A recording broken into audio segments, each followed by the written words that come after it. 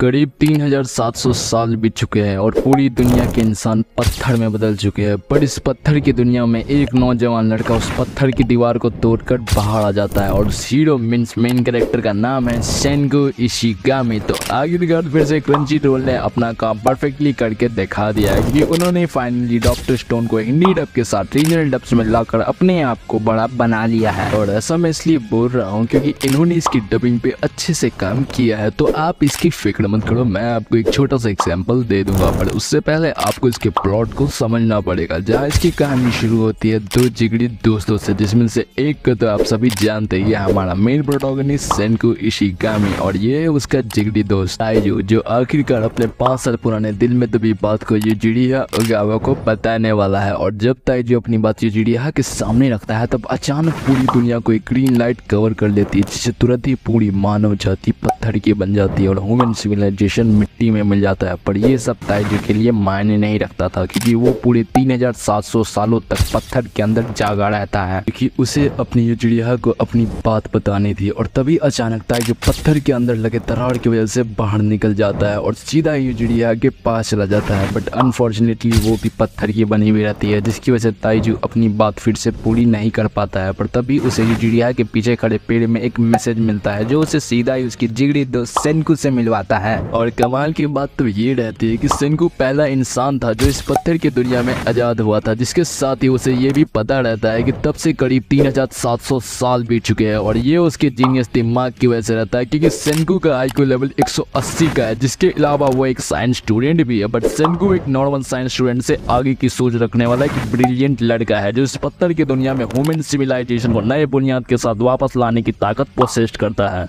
ये सीरीज आपको सेंगो की कोशिश के साथ उसकी कमाल के साइंस एडवेंचर दिखाती है, जिसके साथ ही ये आपको साइंस की पूरी ही नॉलेज करवा जाती है। तो इस सीरीज के मेन कैरेक्टर सेंगो इशिगामी को आवाज दी है अंकित गोस्वामी ने, जिन्होंने नारुतो शिपुडिन में अकात्सुकी के मेंबर सासुरी को अपनी आवाज दी थी। तो अब सुनते हैं सेंगो की आवाज। मेरे एक्सपेरिमेंट शुरू करने के 1 साल बाद जितना सोचा था उससे ज्यादा वक्त नहीं लगा। एक धीमी पर कामयाब कोशिश।